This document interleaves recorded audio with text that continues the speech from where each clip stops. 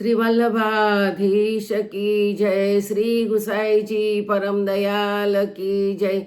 श्याम सुंदर श्री यमुने महारानी की जय। श्री हरिराय महाप्रभु की जय। ગોકુલનાથ કી જય।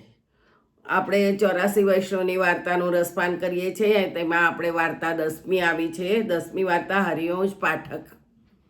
આચાર્યજીના સેવક હરિવંશ પાઠક સારસ્વત બ્રાહ્મણ કાશીના। તેમની વાર્તાનો ભાવ। તે લીલામાં ગતિ ઉતાલિકા વિશાખાજીની સખી છે। સઘળી સેવા સામગ્રી તત્કાલ સિદ્ધ કરે એમની ચાલ એમની ક્રિયા ઉતાવળી છે। તેથી વિશાખાજી એમની ઉપર ખૂબ પ્રસન્ન રહેતા। હરિવંશ પાઠક ગણેશના ઉપાસક હતા। આચાર્યજીએ પત્રાવલંબ કાશીમાં કર્યો અને પંડિતોને જીત્યા। ત્યારે હરિવંશ પાઠકના મનમાં આવ્યું કે હું પણ આચાર્યજી મહાપ્રભુજીના દર્શન કરી આવું। દર્શન માટે આવ્યા ત્યારે વિપ્રરૂપ જોઈને મનમાં આવ્યું કે આ પણ બ્રાહ્મણ છે, અમે પણ બ્રાહ્મણ છીએ। એ પંડિત છે, તેથી મારે એમનાથી શું કામ? મને ગણેશના દર્શનમાં ઢીલ થાય તે ઠીક નથી। એમ વિચારથી દૂરથી જોઈને પાછા ફર્યા અને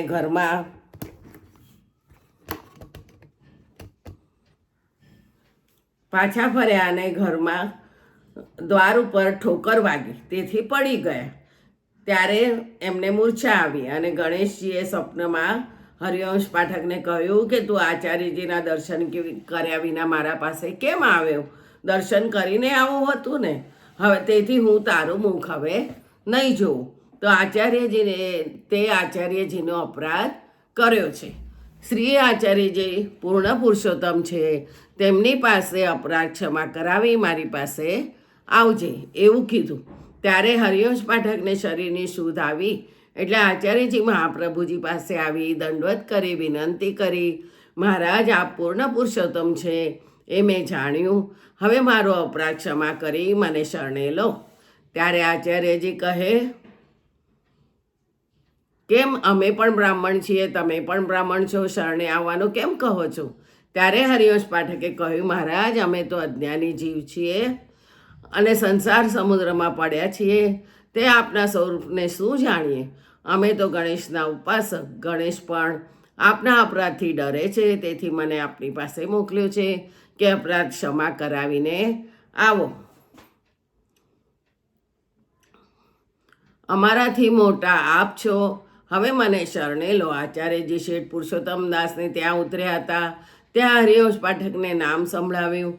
ત્યારે હરિવંશ પાઠકે વિનંતી કરી, મહારાજ ઘરમાં સ્ત્રી છે, એક બેટો છે અને બેટી છે, તો તેમને પણ તમે અંગીકાર કરો।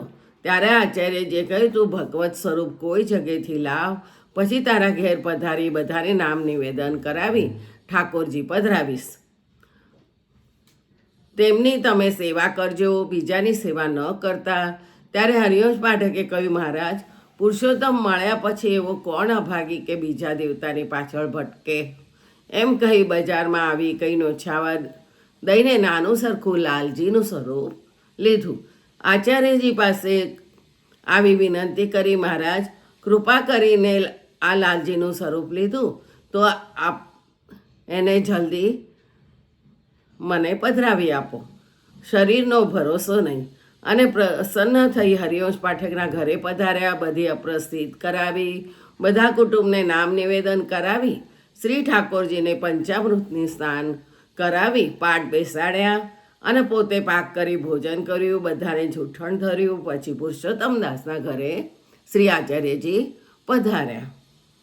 પછી પોતે પૃથ્વી પરિક્રમા માટે જ્યારે પધાર્યા ત્યારે હરિવંશ પાઠકને કહે કે સંદેહ હોય તો શેઠ પુરુષોત્તમ દાસને જે હોય તે પૂછી લેજે।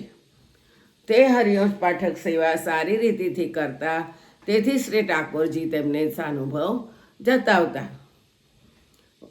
વાર્તા પ્રસંગ 1। હરિવંશ પાઠક પટના વ્યવહાર માટે ગયા હતા। તેમને પટનાના હાકેમથી બહુ મેળ હતો। હાકેમ પોતાના મનમાં જાણે એ કંઈ માગે તો હું એમને દઈ દઉં। તેથી એક દિવસે હાકેમે કહ્યું, હું તમારા ઉપર ઘણો પ્રસન્ન છું, તેથી તમે જે કંઈ માગો તે હું તમને દઉં। હરિવંશ પાઠકે કહ્યું, કોઈ દિવસ કંઈ કામ પડશે તો કહીશ। એમ કરતાં ડોલ ઉત્સવના દિવસો નજીક આવ્યા। ત્યારે ઠાકોરજીએ હરિવંશ પાઠકને જણાવ્યું કે તું ડોલ મને નહીં ઝૂલાવે. ત્યારે હરિવંશ પાઠકે મનમાં વિચાર્યું કે હવે શું કરીએ, થોડા દિવસ થોડા રહ્યા, ચાલીએ તો ન પહોંચાય. ત્યારે તે હાકેમ પાસે ગયા અને કહ્યું, કંઈ માગું છું તે મને આપવું જોઈએ. ત્યારે તે હાકેમે કહ્યું કે જે જોઈએ તે માંગો. ત્યારે હરિવંશ પાઠકે મારે દિન 3માં કાશી પહોંચવું છે, એટલે તે હાકેમે ઘોડા અને મનુષ્યો સાથે આપ્યા. તે મુકામે ઘોડાની ખેપ ઉપર જાય, ઘોડા મનુષ્ય બદલાતા જાય એમ કરતાં બીજા દિવસે કાશી આવી પહોંચ્યા. રાત્રિએ બધી ડોલની તૈયારી સિદ્ધ કરી રાખી અને બીજા દિવસે ઠાકોરજીને ડોલ ઝૂલાવ્યા. બહુ સુખ થયું અને 10-15 દિવસ રહીને ફરી પટનામાં આવ્યા. ત્યારે તે હાકેમે હરિવંશ પાઠકને પૂછ્યું, એવું ઘરમાં શું જરૂરી કામ હતું તે આ માગ્યું?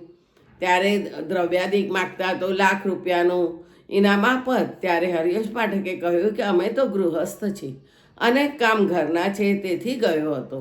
એ પ્રકારે પોતાનો ધર્મ એમને ગૌપ્ય રાખ્યો. એવા આ હરિવંશ પાઠક ભગવતીય હતા. તે પછી મોટા નાના ઉત્સવો ઘરે આવીને કરતા. આમાં આ સિદ્ધાંત જણાવ્યો કે સ્નેહી હોય તે ઉત્સવ પોતાના ઠાકોર પાસે કરે તો ઠાકોર પ્રસન્ન રહે. વળી ઠાકોરજીનો સેવાનો પ્રકાર કોઈને કહેવો નહીં. જેમ હરિવંશ પાઠકે તે હાકેમને કંઈ ન કહ્યું.